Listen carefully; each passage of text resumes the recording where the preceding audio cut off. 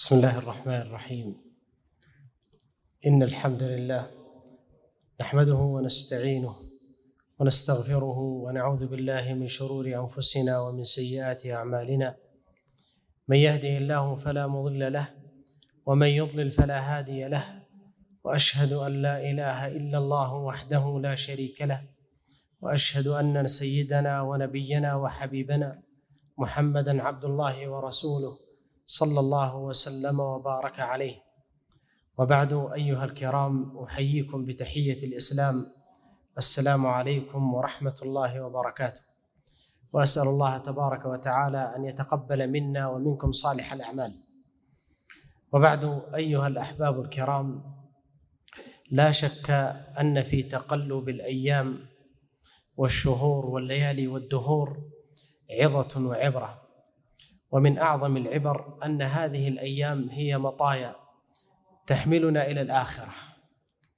إنا لنفرح بالأيام نقطعها، وكل يوم مضى يدني من الأجل.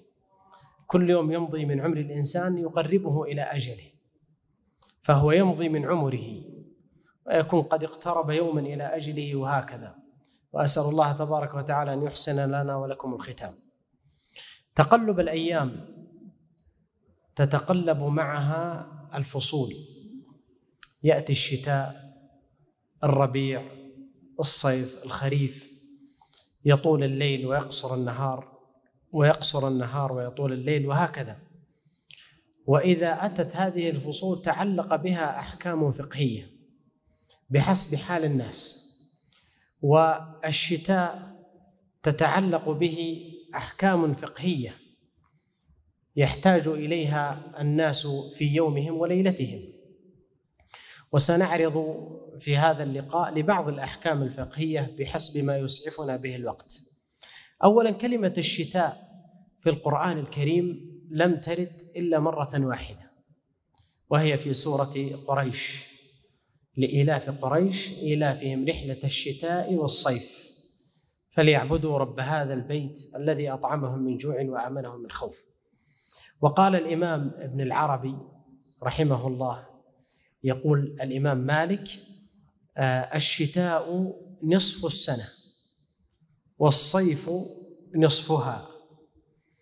قال الإمام ابن العربي: وهذا أصح ما يكون، لأن الله قد قسم الزمان قسمين لا ثالث لهما، وهو إن كان هناك فصول أخرى خريف أو ربيع، لكن الغالب عند الناس ما يلاحظونه، الناس يلاحظون الصيف ويلاحظون الشتاء غالبا.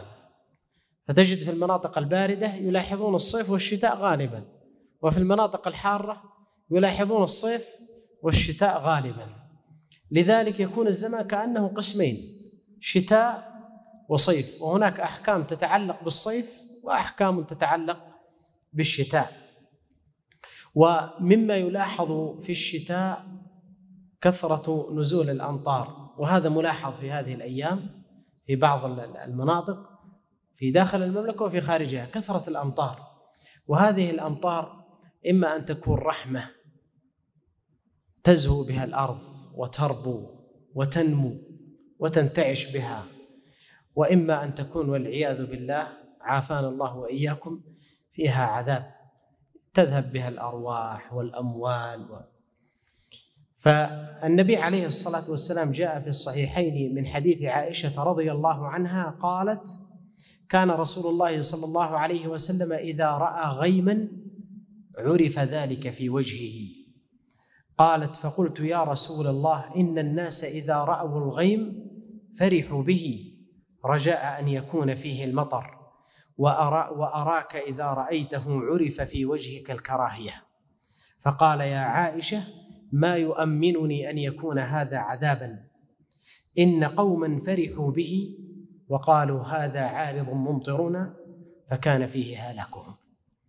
وأيضا جاء في صحيح مسلم من حديث عائشة رضي الله عنها قالت: كان رسول الله صلى الله عليه وسلم إذا كان يوم الريح والغيم عرف ذلك في وجهه وأقبل وأدبر، فإذا أمطرت سري عنه وذهب عنه ذلك.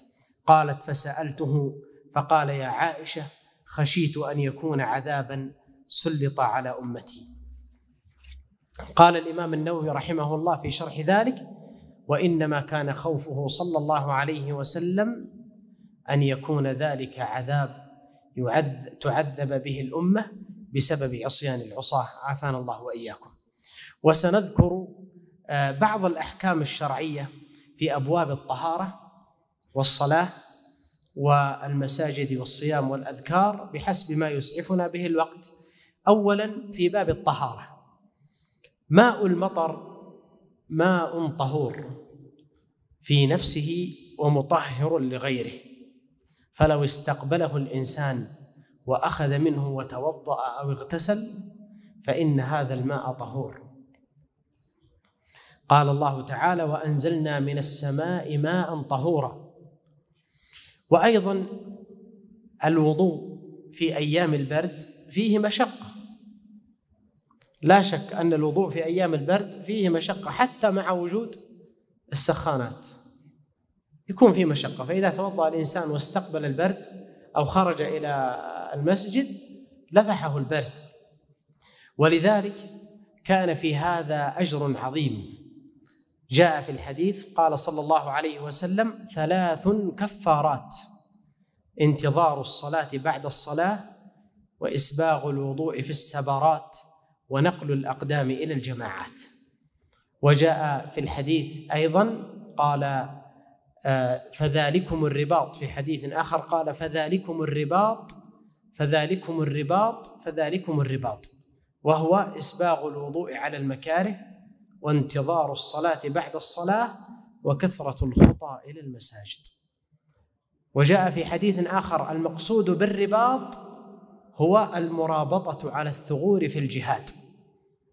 وقد جاء في الحديث قول النبي عليه الصلاة والسلام: رباط يوم في سبيل الله خير من الدنيا وما فيها. فإذا كان الإنسان يتوضأ في البرد ويخرج إلى الصلاة فلا ينسى أن هذا من الرباط، وله في ذلك أجر عظيم.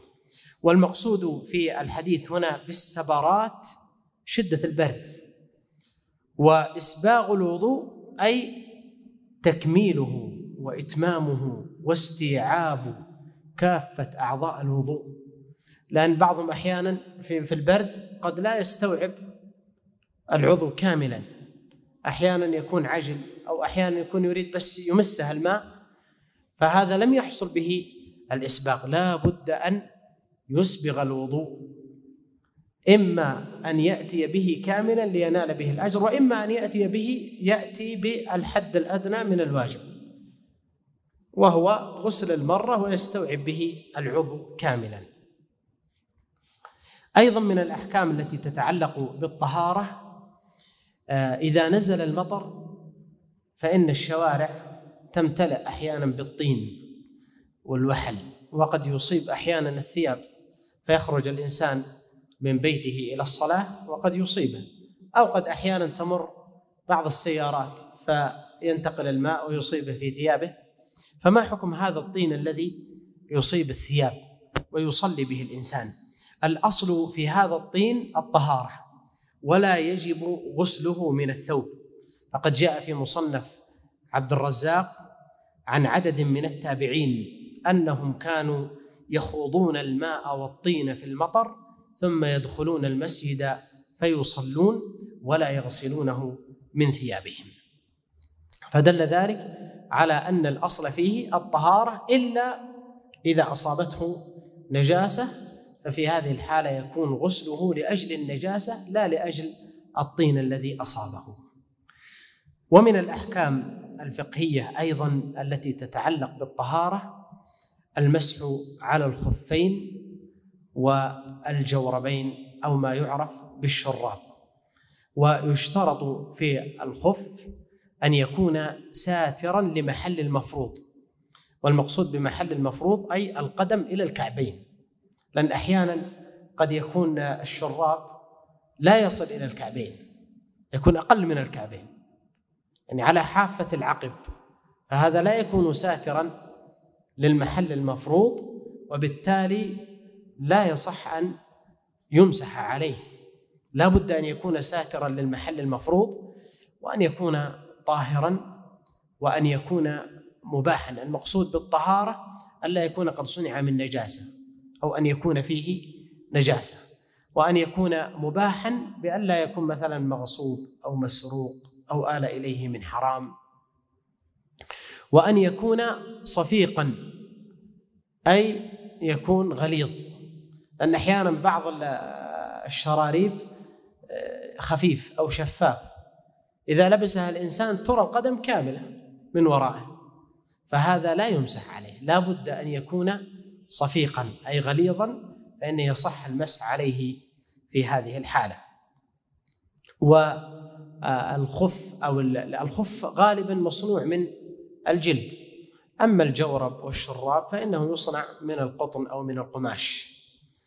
وثبت المسح على الخفين في أحاديث كثيرة عن النبي صلى الله عليه وسلم، فقد جاء في حديث المغيرة بن شعبة وغيره أنه كان مع النبي صلى الله عليه وسلم في سفر، قال: فأهويت لأنزع خفيه فقال: دعهما فإني أدخلتهما طاهرتين. وأيضا قال الإمام أحمد: ليس في نفسي منه شيء، فيه 40 حديثا في جواز لبس الخفين والمسح عليهما.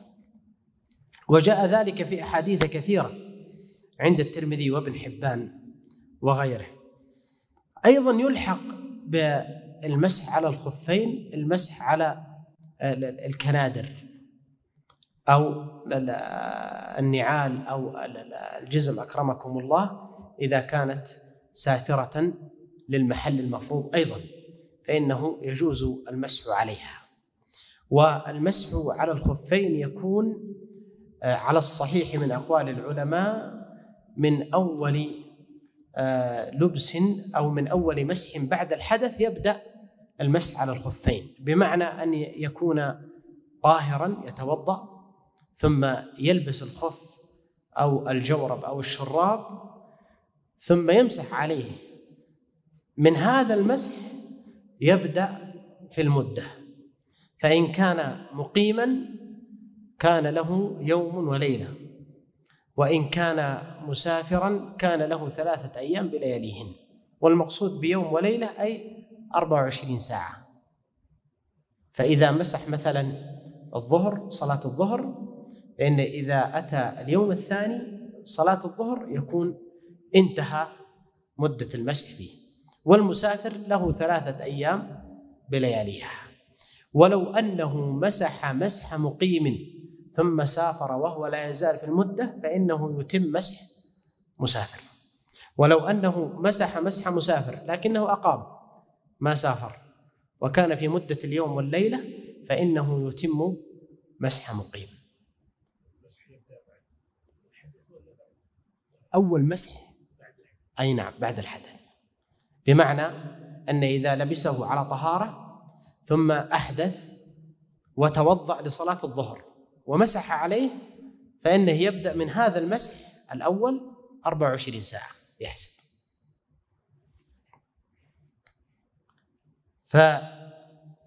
فإذا أتم يوم وليلة انقضت المدة.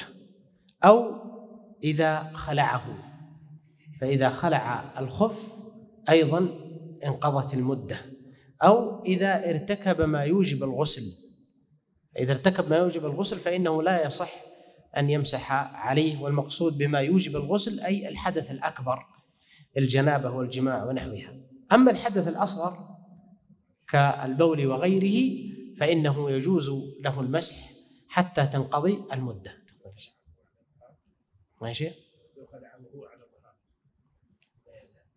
إذا خلع وهو على طهارة هذه المسألة محل خلاف بين العلماء، هل يبقى على طهارته أو لا؟ والذي يظهر والأحوط أنه إذا خلعه فإن المسح قد تعلق بالخف، فإنه يعيد طهارته ويعيد لبس الخف ويمسح عليه. من الأحكام الفقهية ما يتعلق بالصلاة. والشتاء كما ذكرنا يكثر فيه نزول المطر، فإذا نزل المطر جاز التخلف عن الجماعة للعذر، لأن الأصل في صلاة الجماعة أنها واجبة على الرجال، لقول النبي صلى الله عليه وسلم: من سمع النداء فلم يجب فلا صلاة له إلا من عذر.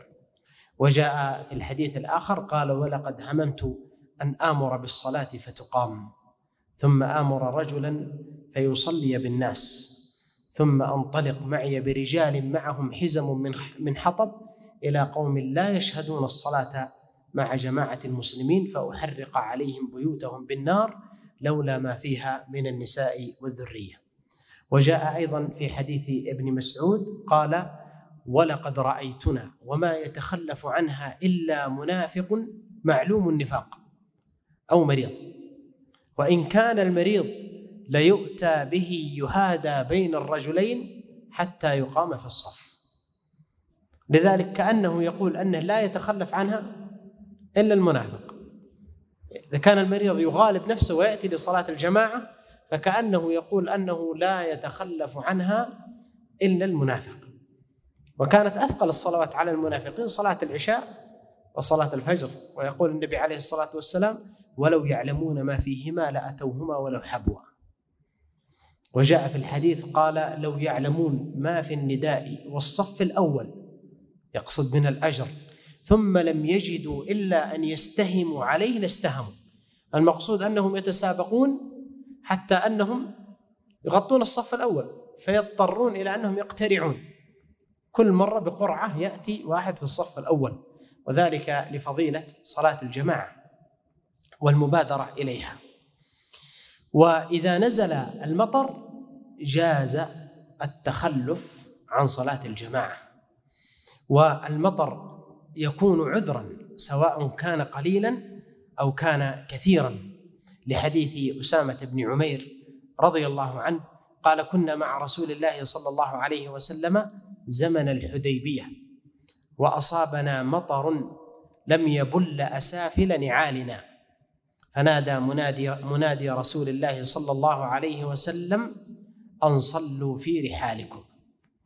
قال القرطبي رحمه الله بعد أن ذكر أحاديث الرخصة في جواز التخلف عن الجماعة، لذلك قال: وظاهرها جواز التخلف عن الجماعة للمشقة اللاحقة من المطر والريح والبرد وما في معنى ذلك من المشاق المحرجة في الحضر والسفر.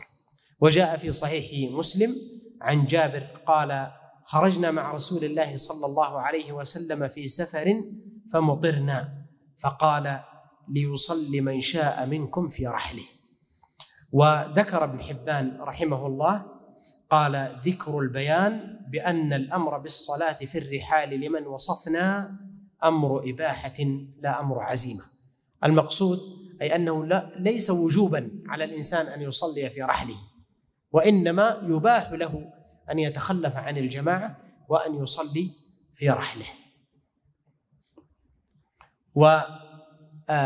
وصفة الأذان في المطر أو البرد أن يقول المؤذن بدل حي على الصلاة أن يقول صلوا في رحالكم، أو أن يقولها بعد الانتهاء من الأذان فيقول صلوا في رحالكم، أو أن يقول صلوا في بيوتكم، أو أن يقولها بعد الحيعلتين، بعد أن يقول حي على الصلاة حي على الفلاح يقول صلوا في رحالكم أو صلوا في بيوتكم.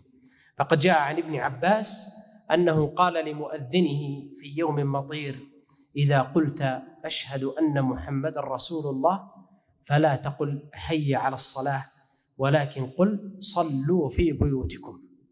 فكأن الناس استنكروا على ابن عباس فعل هذا، قال: فعل ذلك من هو خير مني، يقصد بذلك رسول الله صلى الله عليه وسلم، كما جاء في حديث الحديبية.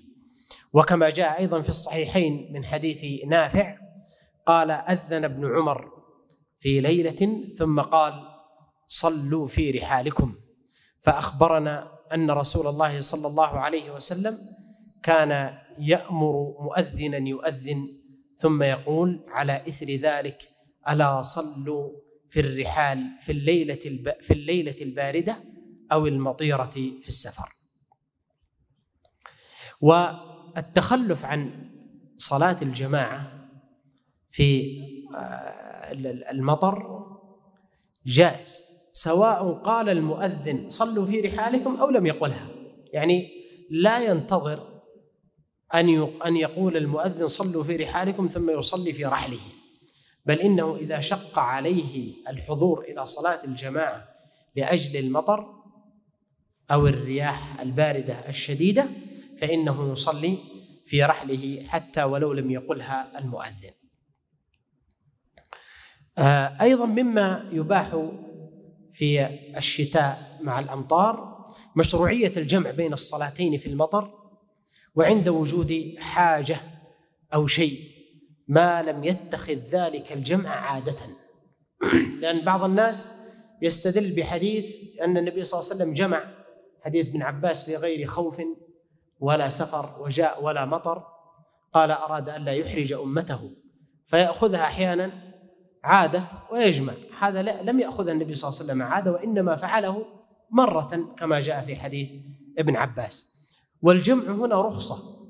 وهنا مسألة: بعض الناس يظن أن الجمع رخصة خاصة بالمسافر، والأصل أن الرخصة الخاصة بالمسافر هي القصر، وأما الجمع فإنه مباح للمسافر ولغير المسافر، كالمريض والمطر والرياح الشديدة الباردة أو المشقة اللاحقة من أي أمر آخر. وسيأتي معنا في حديث ابن عباس رضي الله عنه. فهناك أعمال أحيانا قاهرة قد تضطر الإنسان إلى الجمع حتى ولو لم يكن هناك مطر أو خوف أو سفر. فقد جاء في صحيح مسلم من حديث ابن عباس رضي الله عنه أنه قال: صلى رسول الله صلى الله عليه وسلم الظهر والعصر جميعا والمغرب والعشاء جميعا في غير خوف ولا سفر. ثم قال: وروى الإمام مالك في الموطأ: أرى ذلك كان في مطر. وجاء عند مسلم في حديث آخر من حديث ابن عباس قال: من غير خوف ولا مطر. فكأنه يقول أن النبي جمع من غير خوف ولا سفر ولا مطر. فلما سئل ابن عباس رضي الله عنه عن ذلك قال: أراد ألا يحرج أمته. وهذا يعني إن دل فإنما هو علم من أعلام نبوته صلى الله عليه وسلم، وهذا متحقق في زمننا هذا. هناك بعض الأعمال التي تدعو الإنسان أحيانا أن يجمع في غير خوف ولا سفر ولا مطر، مثل الأطباء مثلا. أحيانا قد يدخل الطبيب في عملية جراحية ويمر عليه وقت صلاة الظهر حتى يدخل وقت صلاة العصر، لا يستطيع أن يترك المريض، لأن قد يترك فيهلك المريض، لا بد أن يكون حاضرا، والصلاة سيخرج وقتها. فنقول في هذه الحالة يجوز له أن يجمع صلاة الظهر والعصر جميعا، لأن النبي عليه الصلاة والسلام قد جمع في غير خوف ولا سفر ولا مطر. قال ابن عباس: أراد ألا يحرج أمته. وهذا من الحرج الذي قد يحصل، وقد تكون مشقته كمشقة المطر وزيادة، لأن قد تهلك بهذا نفس. فيجوز للطبيب في هذه الحالة أن يجمع. كذلك بعض الأعمال التي تتطلب وجود الشخص أحيانا حاضرا الموقع، أحيانا بعض الأعمال الأمنية التي تتطلب وجود رجال الأمن في الموقع، أي أمر مداهمة أو شيء، فأحيانا قد يمر وقت الصلاة فيجمع يصلي حتى إن تخلف إشكال، وإن ترك وقت الصلاة حتى يخرج فهو إشكال. وهذا من الحرج الذي يرفع كما قال ابن عباس: أراد ألا يحرج أمته. لذلك قال ابن المنذر: ولا معنى لحمل الأمر فيه على عذر من الأعذار إلا قول ابن عباس: أراد ألا يحرج أمته، أي أن يرفع الحرج عن الأمة أيا كان نوع هذا الحرج، خوف أو مطر أو سفر. لذلك قال النووي رحمه الله: وذهب جماعة من الأئمة إلى جواز الجمع في الحضر للحاجة لمن لا يتخذ ذلك عادة، وهو قول جماعة من التابعين.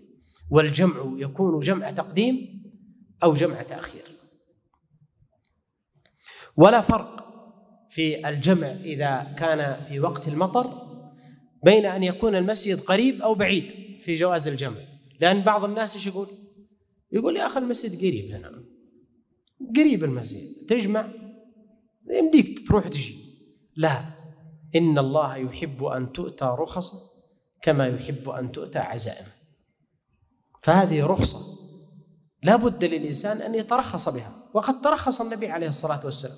لذلك قال ابن عباس لما حاجوه في ذلك كأنهم استنكروا فعله، قال ابن عباس رضي الله عنه: قد فعله من هو خير مني، اللي هو النبي عليه الصلاة والسلام. فإذا حصل المطر الذي تحصل به المشقة جاز للإنسان أن يجمع، سواء كان المسجد قريبا أو كان المسجد بعيدا. فلا نأتي ونقول بالنسبة للشخص اللي المسجد له قريب لا يجمع، هذا يرجع، لكن اللي بعيد خلاص يجمع. لا، لأن العلة في الجمع هو المطر، والمطر والقرب أو البعد هذا غير منضبط، ما تفرق الجماعة بهذا الأمر. لكن المطر إذا حصل فهو منضبط، المطر حصل على الجميع، فيجوز للجميع أن يأخذوا بهذه الرخصة ويترخصوا بها ويجمعوا جمع تقديم أو جمع تأخير. ولا يجمع بعذر إلا لجماعة المسجد، بمعنى قد يصلي بعضهم في بيته في وقت المطر، هل يجمع؟ ما يجمع. لماذا؟ لأن المشقة إنما تحصل بخروج الإنسان في المطر ومجيئه إلى المسجد، فإذا كان سيصلي في بيته انتفت المشقة في حقه، وبالتالي لم يبح له أن يترخص وأن يجمع الصلاتين. وإذا كان للإنسان عذر يخصه، لأن المطر عذر عام للجماعة كلهم، لكن إذا كان للإنسان عذر خاص به مرض أو شيء فإنه يجوز له أن يجمع لعذره الخاص. لكن المطر لا يجمع إلا إذا خرج إلى الصلاة في المسجد مع جماعة المسلمين. وهنا مسألة: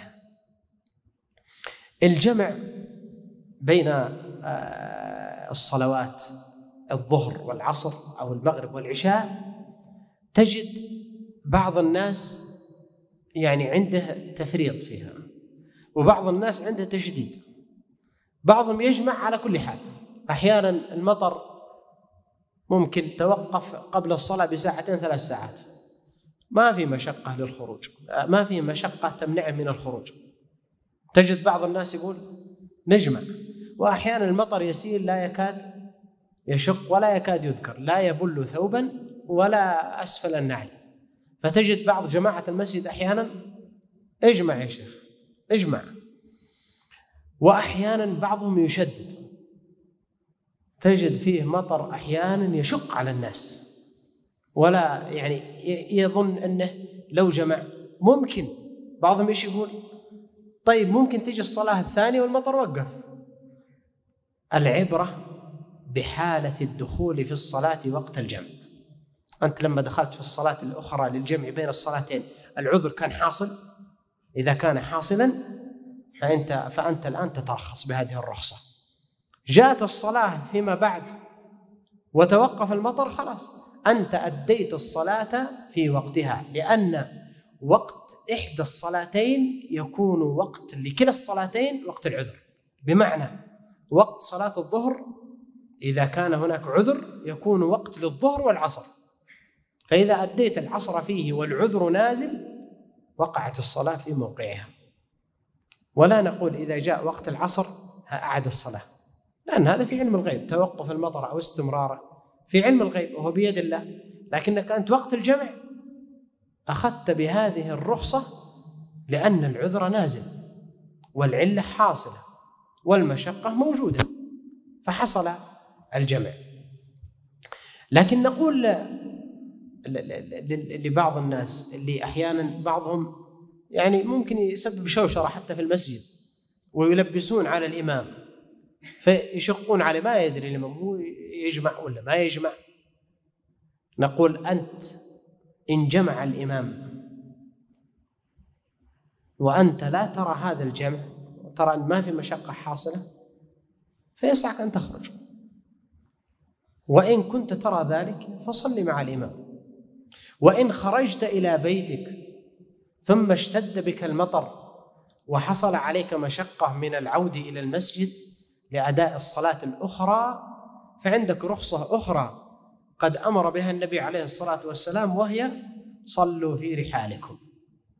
وهذه من الرخص التي يتركها الناس، يعني يحرص على الجمع ويترك هذه، وكلا الأمرين رخصة، فالجمع رخصة والصلاة في الرحل رخصة. فإذا كنت لا ترى الجمع أو الإمام لا يرى الجمع وعدت إلى بيتك وشق عليك أن تعود إلى المسجد فلك في ذلك رخصة، صل في رحلك حتى ولو لم ينادي المنادي، حتى ولو لم ينادي المؤذن ويقول صلوا في رحالكم، حصل المشقة عليك صلي في رحلك إذا حضر وقت الصلاة. أيضا من المسائل التي تحصل إذا حصل الجمع في وقت المطر صلاة السنن عند الجمع، بمعنى إذا جمعت صلاة الظهر والعصر مثلا فهناك سنة راتبة بعدية لصلاة الظهر، أو إذا جمعت المغرب والعشاء فهناك سنتان راتبة بعدية، سنة المغرب وسنة العشاء. فكيف العمل فيها؟ كيف يصليها الإنسان؟ قال الإمام النووي رحمه الله: والصواب الذي قاله المحققون من أهل العلم أنه يصلي سنة الظهر التي قبلها، ثم يصلي الظهر، ثم العصر، ثم سنة الظهر التي بعدها، بمعنى لا يفصل بين الصلاتين بفاصل. ولو كانت مثلا المغرب والعشاء فإنه يصلي المغرب ثم يصلي العشاء ثم يصلي سنة المغرب ثم يصلي سنة العشاء. قال النووي رحمه الله: ولا يعترض على هذا القول بما ورد في الأحاديث في النهي عن الصلاة بعد العصر. لماذا؟ لأن قد ورد في بعض الأحاديث أن الصلاة بعد العصر وقت نهي.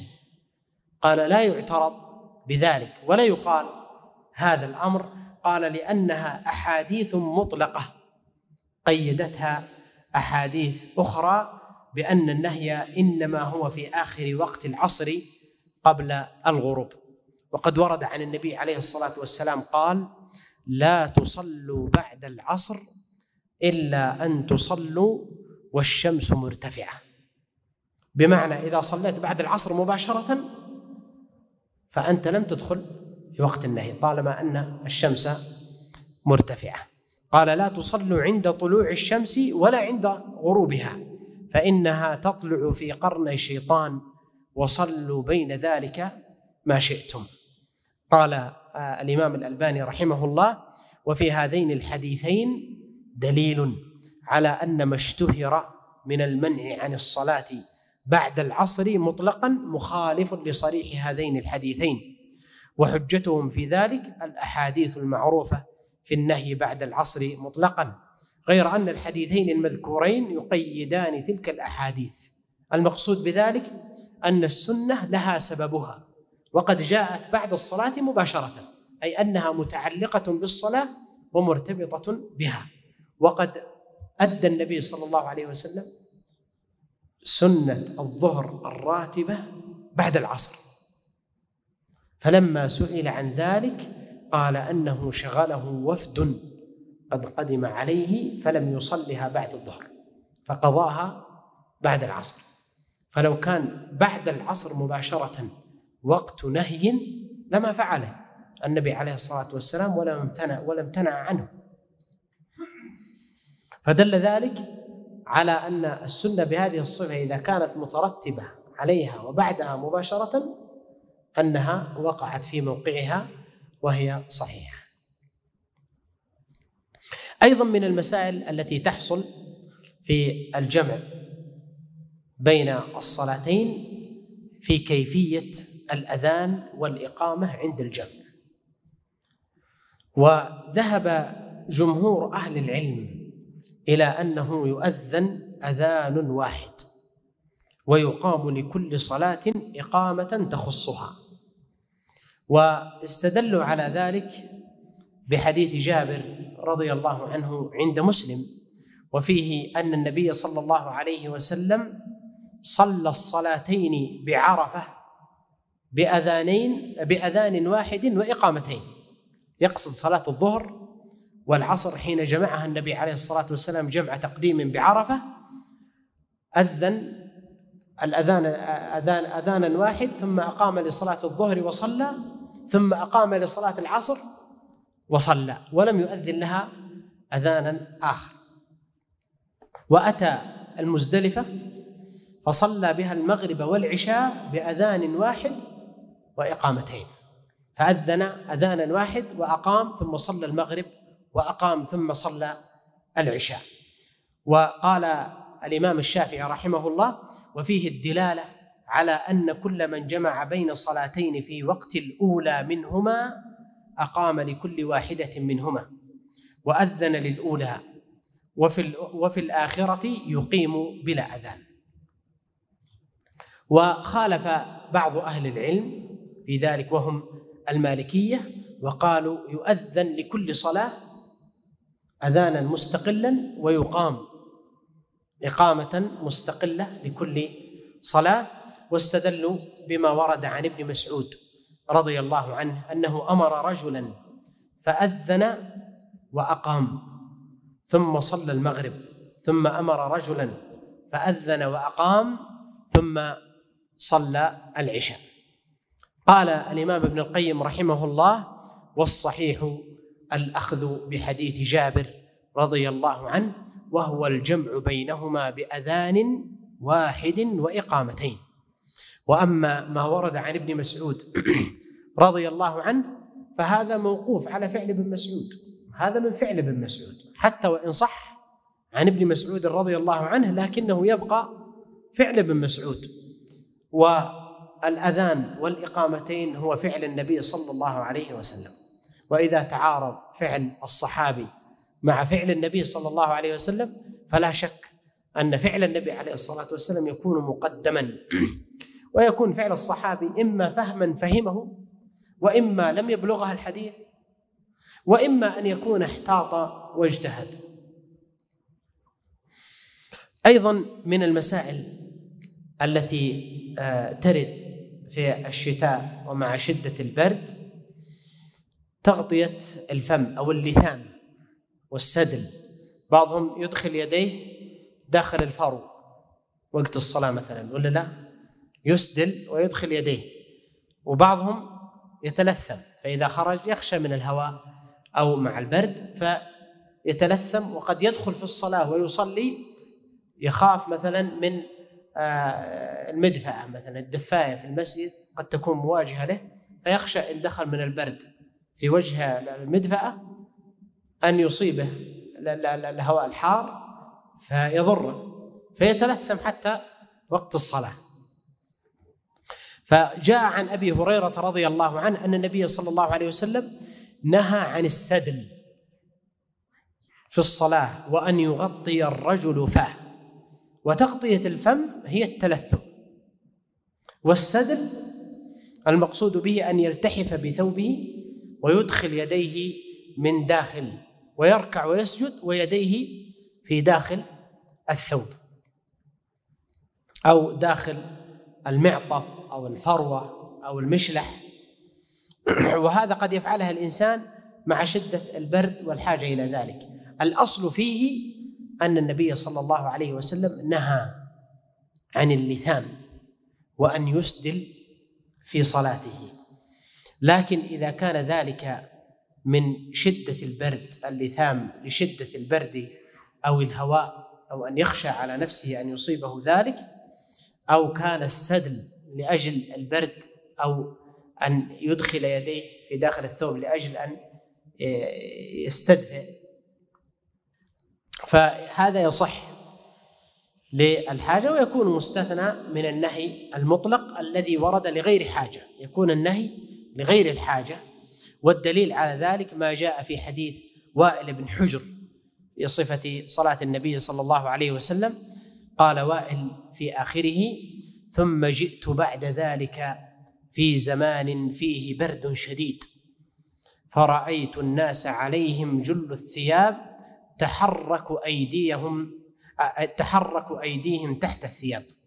المقصود أنهم يسدلون، يفعلون ذلك للحاجة. فكذلك اللثام إذا كان لحاجة فإنه يباح له أن يتلثم. أيضا مما يذكر في هذا المقام الاستسقاء، وسواء الاستسقاء طلب السقيا أو أن يكون طلب رفع السقيا. فطلب السقيا جاء في الصحيحين عن عبد الله بن زيد أن النبي صلى الله عليه وسلم خرج إلى المصلى فاستسقى فاستقبل القبلة وقلب رداءه وصلى ركعتين. قال الإمام النووي: وقد أجمع العلماء على أن الاستسقاء سنة، وفيه استحباب للخروج للاستسقاء. وجاء في حديث عائشة رضي الله عنها أن الاستسقاء يكون بخطبة واحدة، يخطب خطبة واحدة، فإذا قضى خطبته حول رداءه، وإذا يحول الإمام رداءه ويحول المأمومون أرديتهم. والمقصود بتحويل الرداء أن يجعل ما كان على الميمنة على الميسرة، وما كان على الميسرة على الميمنة، فيكون قد قلب الرداء. وهذا كما جاء في الأثر أو الحديث أنه تفاؤلا بتغير الحال بإذن الله. وهذا الفعل تحويل الرداء هو قول الجمهور. وصفة الصلاة يصليها ركعتين، صلاة الاستسقاء يصلي ركعتين ويجهر في صلاة الاستسقاء، ولم يرد تعيين سورة، لكنه ورد أن يصلي بالأولى بسبح والثانية بالغاشية، وإن صلى بأي سورة قرأها صحت الصلاة في ذلك. وأيضا يجوز الاستسقاء في خطبة الجمعة، وقد ذكر الإمام البخاري في ذلك وبوب عليه، قال: باب الاستسقاء في خطبة الجمعة.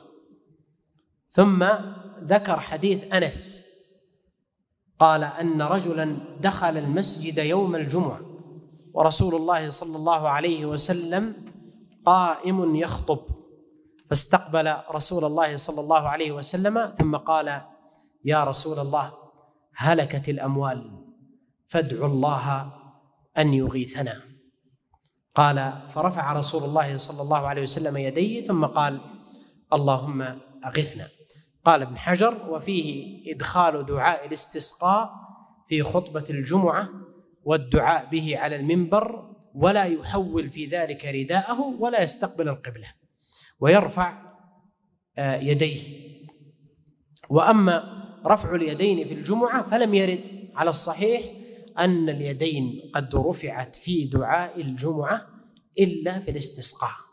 وأما ما ورد عن النبي عليه الصلاة والسلام من حديث عمارة بن رؤيبة عند مسلم أن النبي صلى الله عليه وسلم ما كان يزيد في دعاء الجمعة على أن يشير بإصبعه المسبحة أي السبابة، هذا في دعاء الجمعة. فإذا استسقى في دعاء الجمعة رفع يديه. وإذا كثر المطر وخشي الناس على أنفسهم وأموالهم أن تهلك، أو أن كان المطر هذا يشق عليهم، فإنه يشرع للإمام أن يدعو. وقد جاء في حديث أنس أنه قال: فلم نرى الشمس جمعة، ثم لما كانت في الجمعة التي تليها دخل رجل فقال: يا رسول الله، هلكت الأموال. شفت تباين حال الإنسان كيف، ما فيه مطر فزع، لما أتى المطر فزع. تباين حال الإنسان يعني لا يعجبه حالا. فلما كان ما في مطر قال: هلكت الأموال، وجاء يطلب رسول الله. فلما جاء المطر دخل فقال: يا رسول الله، هلكت الأموال، فادعوا الله أن يرفعه عنا. فقال النبي عليه الصلاة والسلام: اللهم على الآكام والضراب وبطون الأودية ومنابت الشجر. قال: وجعل يشير بيده، فكان يتحول المطر إلى حيث يشير النبي عليه الصلاة والسلام. فيشرع للإمام إذا كثر المطر وشق على الناس وخافوا من تعطل مصالحهم أن يدعو بأن يكون على الآكام والضراب وبطون الأودية ومنابت الشجر. أيضا من المسائل التي ترد قطع الصفوف بسبب المدافع. أحيانا قد توضع بعض المدافع في منتصف الصف، أحيانا تكون يعني بين الصفوف. بعض المساجد لاحظتها تكون المدفأة في منتصف الصف، وأحيانا قد تكون مثلا في نفس البناء تكون المدفأة فتقطع الصف. وقد جاء في الحديث النهي عن الصف بين السواري والأعمدة، ولكن هذا النهي مقيد بعدم الحاجة. النهي هذا مقيد بعدم الحاجة، فإذا وجدت هذه المدفأة بين الصفوف ولم يكن ثمة حاجة فإنه ينبغي ألا تقطع هذه المدافع الصفوف. والأصل أن هذه المدافع تكون في مكان بعيد عن الصفوف حتى لا تقطعه لأجل النهي. لكن لو بنيت بناء أو وضعت في هذا المكان وشق تحويلها من هذا المكان لأجل مثلا الكهرباء أو لأجل أنها بنيت في هذا المكان، فإذا لم يكن هناك حاجة فإنه لا يشرع أن يصف فتقطع الصف.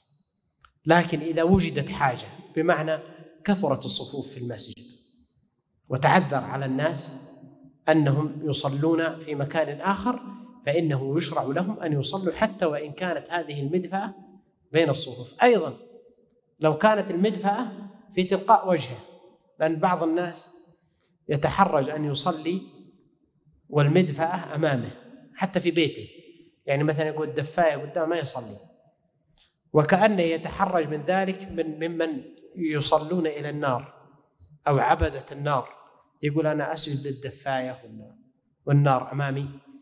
نقول لا، السجود هنا ليس للمدفأة، مثل البناء الذي يكون أمام الإنسان أو أي شيء يكون أمام الإنسان. هل تسجد أنت لما هو تلقاء وجهك؟ ما تصلي إلى المدفأة ولا تسجد تلقاء وجهك. والنبي عليه الصلاة والسلام كان يصلي يقول: كانت عائشة بين يديه، لأن حجرة النبي عليه الصلاة والسلام كانت ضيقة صغيرة ما في متسع. تقول عائشة: فكان يصلي النبي عليه الصلاة والسلام وأنا بين يديه، فإذا سجد قبضها فضمت قدمها، فإذا قام تقول بسطتها. فدل ذلك على أن الصلاة لأي شيء تلقاء وجهك جائز، سواء كانت مدفأة أو غيرها، بل قد تكون أحيانا هذه المدفأة سترة للإنسان. أيضا هذه المسألة ذكرناها وأيضا نعيد التنبيه عليها، وعندنا إمام المسجد هنا ممكن تمر عليه هذه المسألة، وذكرناها اللي هو الفوضى اللي تحصل أحيانا بسبب طلب بعض الجماعة الجمع، ولا لا يا شيخ؟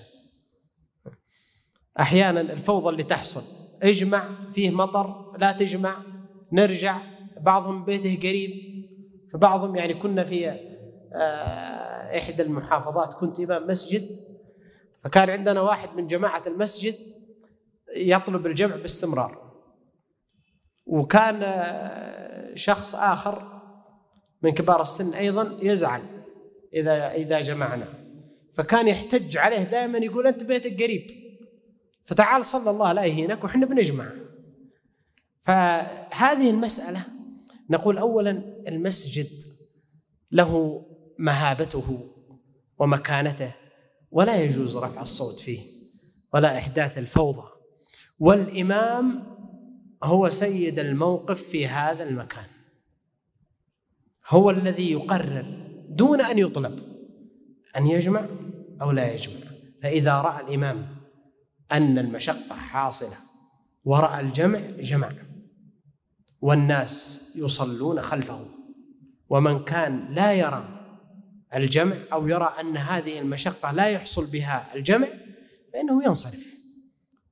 وإذا حضرت الصلاة الأخرى ووجد جماعة صلى، وإن لم يجد أو تجدد المطر وشق عليه أخذ بالرخصة الأخرى وهي الصلاة في رحله، هذه أيضا رخصة، فإذا شق عليه صلى في رحله. والإمام هو الذي يقرر الجمع من عدمه، وقد جاء عن النبي صلى الله عليه وسلم أنه قال: الإمام ضامن، فإن أحسن فله ولهم، وإن أساء فعليه ولا عليهم. فالإمام هو في موقف صعب، هو يتحمل المأمومين اللي خلفه، وقرار هذا الذي يتخذه بالجمع يتحمل صلاة الناس الذين خلفه، ضامن لها. فلذلك يعني لا يربك الناس الإمام، وإنما يتركونه ليرى فيه مشقة تحصل، لأنه إذا صلى تحمل من خلفه من الناس فيكون ضامن لصلاتهم خلفه. أيضا من المسائل التي نذكرها في هذا الباب الصوم في الشتاء، والصوم في الشتاء غنيمة. وقد جاء عن النبي صلى الله عليه وسلم أنه قال: الصوم في الشتاء الغنيمة الباردة. وجاء في بعض الآثار قال: طال ليله فقوموا وقصر نهاره فصوموا، لأن الشتاء نهاره قصير وما فيه مشقة، بارد، يعني لا تشعر إلا والمغرب قد حصل. فهذا غنيمة باردة للمؤمن سواء في قيام الليل أو في صيام النهار. فصيام النهار قصير وقيام الليل طويل، يستطيع الإنسان في الشتاء أن يقوم الليل وأن ينام كفايته، وليس لزاما على الإنسان أن يصلي الليل كله. النبي عليه الصلاة والسلام لم يصلي الليل كله، وإنما يقوم من الليل ما استطاع. قال النبي عليه الصلاة والسلام لما دخل ووجد إحدى أمهات المؤمنين معلقة حبلا في السارية، فسأل: لمن هذا؟ قالوا: فلانة. قال: ما تصنع بهذا؟ قالوا: تقوم الليل، فإذا فترت تعلقت لأجل يطير النوم، تنشط ثم تعود. قال: حلوه وليصلي أحدكم نشاطه، فإذا فتر فليرقد، فإن الله لا يمل حتى تملوا. فالواجب على الإنسان أن يداوم على شيء من قيام الليل ولو يسير، فقليل دائم خير من كثير منقطع. ولما سئلت عائشة رضي الله عنها عن عمل النبي عليه الصلاة والسلام قالت: وأيكم يطيق ما يطيقه النبي صلى الله عليه وسلم؟ كان عمله ديمة، أي كان إذا فعل الشيء يداوم عليه. فإذا فعل الإنسان شيئا داوم عليه، سواء صلى ركعتين أو 4، يصلي ما استطاع ويداوم على هذه الصلاة. أيضا مما يذكر في هذا الباب الأذكار التي تقال سواء عند هبوب الرياح الشديدة في وقت الأمطار، فقد جاء في دعاء رؤية الرياح ما أخرجه مسلم من حديث عائشة رضي الله عنها قالت: كان النبي صلى الله عليه وسلم إذا عصفت الريح قال: اللهم إني أسألك خيرها وخير ما فيها وخير ما أرسلت به، وأعوذ بك من شرها وشر ما فيها وشر ما أرسلت به. وهذا يكاد يكون يعني يغفل عن كثير من الناس، تراهم يرون مثلا العواصف التي تهب فينسون هذا الدعاء، وهذا من السنة التي كان يقولها النبي عليه الصلاة والسلام. وكان إذا رأى السحاب والمطر قال عليه الصلاة والسلام: اللهم إني أعوذ بك من شرها. فإذا مطر قال: اللهم صيبا هنيئا، اللهم صيبا نافعا. لأن المطر هذا قد يكون فيه عذاب، وقد يكون فيها أحيانا ذهاب لممتلكات الناس ومصالحهم، فيشرع للإنسان أن يدعو بهذا الدعاء كما كان يفعل النبي عليه الصلاة والسلام. وكما جاء في حديث عائشة قال: إن قوما فرحوا به فكان فيه عذابهم. وأيضا ما جاء في صحيح مسلم عن أنس رضي الله عنه قال: أصابنا ونحن مع رسول الله صلى الله عليه وسلم مطر. هذه من الفوائد، وأيضا من السنن التي كان يفعلها النبي عليه الصلاة والسلام، وتجد كثير من الناس ما يفعلها. فإذا خرج من المسجد والمطر نازل هرب حتى يدخل بسرعة بيته حتى ما يغرق. النبي عليه الصلاة والسلام كان إذا خرج إلى المطر حسر عن ثوبه وكشف عن رأسه، فسئل صلى الله عليه وسلم فقال: إنه حديث عهد بربه. فيشرع للإنسان إذا كان فيه مطر أن يحسر عن رأسه عن ثوبه ويكشف عن رأسه، إلا إذا كان هذا الأمر يشق عليه، لأن المطر أحيانا قد يكون غزير، فإذا أصابه قد يمرضه، قد يشق عليه، قد يكون فيه برد، فنقول له في هذه الحالة فيه ضرر على الإنسان. أيضا ما يحصل لبعض الناس في السيول والفيضانات أو الأمطار إذا كانت غزيرة، ينبغي للإنسان أن لا يخاطر بنفسه، فحفظ ضرورة النفس هي من أهم الضرورات التي تحفظ. يقول الإمام الشاطبي: وحفظ ضرورة النفس من أهم الضرورات، وكل الضرورات في الشريعة خادمة للنفس. كل شيء في الشريعة خادم للنفس، لأنه لا يقوم بالدين إلا أن تقام النفس. فإذا صان الإنسان نفسه استطاع أن يقوم بدينه. ويكون حد السرقة لحفظ المال، حفظ المال لأجل أن يعيش الإنسان. حفظ حد الزنا لحفظ العرض، وحفظ العرض لأجل بقاء النوع الإنساني. حد المسكر لحفظ العقل لأجل بقاء هذه النفس مصونة. فينبغي للإنسان أن يصون نفسه وأن يحفظها وأن لا يخاطر بها. لكن لو أن إنسانا داهمه سيل مثلا فغرق فيه من دون مجازفة، فنقول يرجى أن يكون من الشهداء، لأنه قد جاء أن الشهداء 5 وذكر منهم والغريق شهيد. أيضا مما بقي مسألة واحدة، أيضا من المسائل التي تذكر في هذا الباب إطفاء النار والمدافع بالليل قبل النوم. بعضهم ينام في المشب ويترك النار شغالة، أو في البيت ويترك الدفاية شغالة، قد يسبب بذلك اختناق أو احتراق. لذلك أمر النبي عليه الصلاة والسلام بإطفاء النار عند النوم، قال: فإذا نمتم فأطفئوها. وجاء في بعض الآثار قال: لا تتركوا النار في بيوتكم حين تنامون. قال الإمام ابن حجر رحمه الله: قيده بالنوم لأن النوم في حصول غفلة، ويستنبط منه أنه متى وجدت الغفلة وجب على الإنسان أن يحتاط لذلك. بمعنى لو أن الإنسان ترك الدفاية في غرفة وراح غرفة ثانية، نقول يجب أن يحتاط.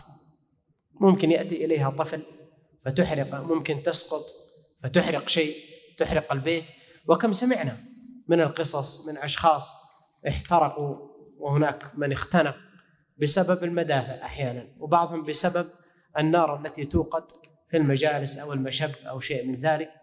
أسأل الله تبارك وتعالى أن يفقهنا وإياكم في الدين، وأن يوفقنا وإياكم لكل خير، وأن يختم لنا ولكم بخير، وأن يجعل عواقب أمورنا إلى خير. وصلى الله وسلم على نبينا محمد وعلى آله وصحبه أجمعين، والحمد لله رب العالمين.